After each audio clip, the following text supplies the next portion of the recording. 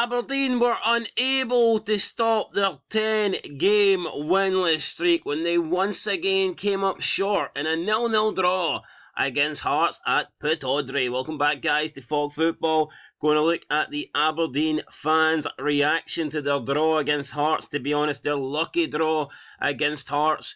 The Jambos missing a penalty late on to win the game. It would have been Aberdeen's 6th defeat in a row had they lost that. Would questions have truly been getting asked of Jimmy Thelin had Aberdeen lost this game? Potentially. Will questions still be getting asked? Yes, because it was a really poor performance for Aberdeen. And when you look at their run of form, I mean, it is absolutely abysmal. From the 23rd of November, they have not won a game in the league. They've played 11 games since then. They've got 4 draws and 7 defeats. And up until the draw against Hearts yesterday, it was 5 defeats in a row. And it really should have been 6. Hearts really should have put them to the sword there late on. But they got a point, an important point, a point that will stop the rot. And it'll be interesting to see if they can bounce back now and move forward. But yeah, Aberdeen fans not exactly happy.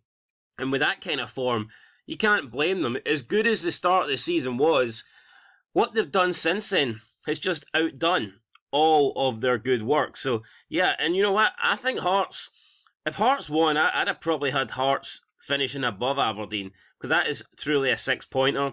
Now it's going to be tight. Aberdeen, that point will buy them a bit of time, but I'm looking at league table. I don't see them finishing above Dundee United at all. I don't see them. I think Hibs will catch Aberdeen and overtake them.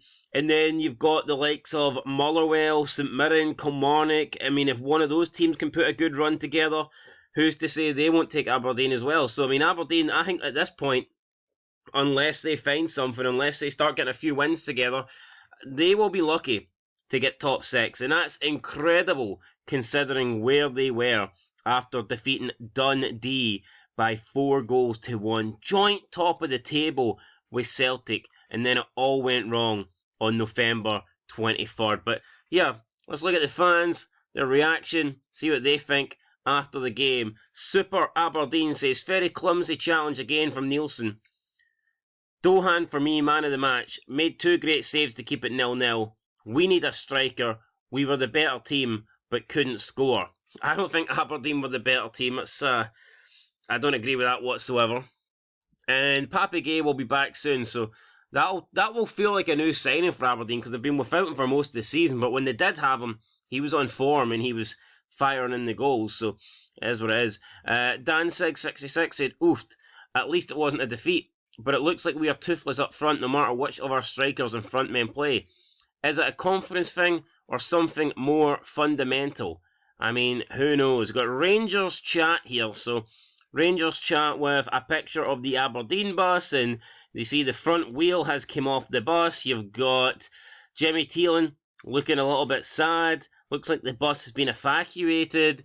Honestly, not quite sure how anybody supporting Rangers can laugh at Aberdeen. As pish as Aberdeen are right now, I mean, come on, Rangers aren't exactly in a great position where you can joke and make fun at other teams. Certainly not at your own expense anyway, that's for sure. CFC said, user pish. Don't think he's wrong.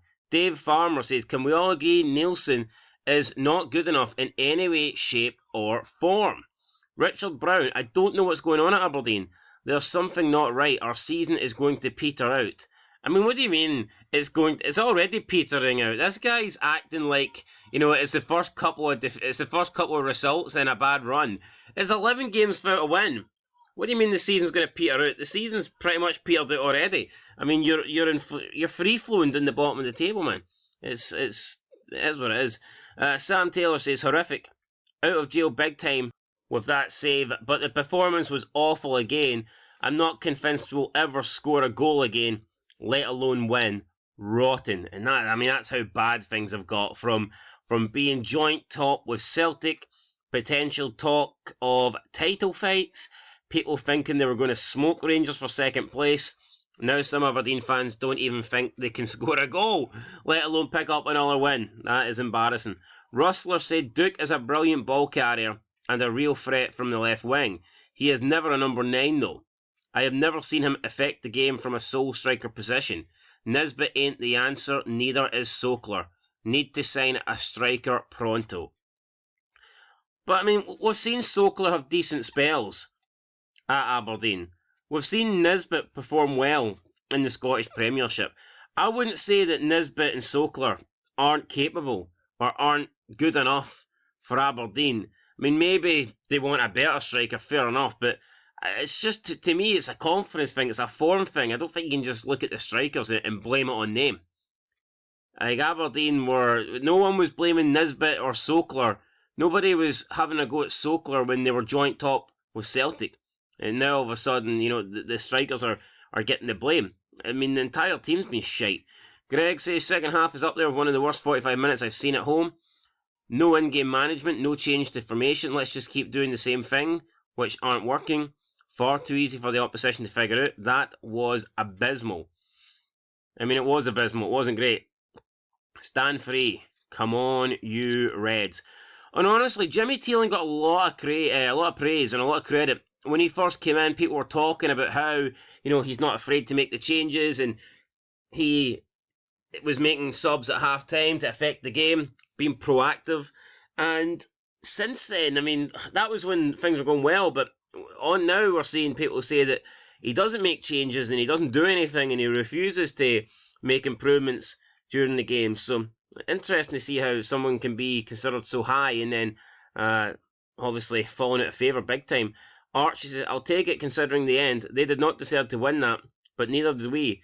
Absolutely gutless in attack. Get a striker in the door ASAP, please. Mark says, better performance, so many chances to win that as the far better team. Desperately need a finisher. I mean, I wouldn't say Aberdeen were the far better team. That is a stretch there.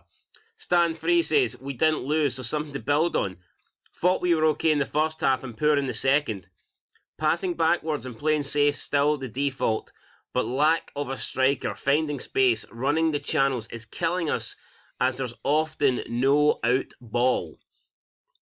The real Kenny Mack says virtually no threat or concerted pressure on the Hearts defence.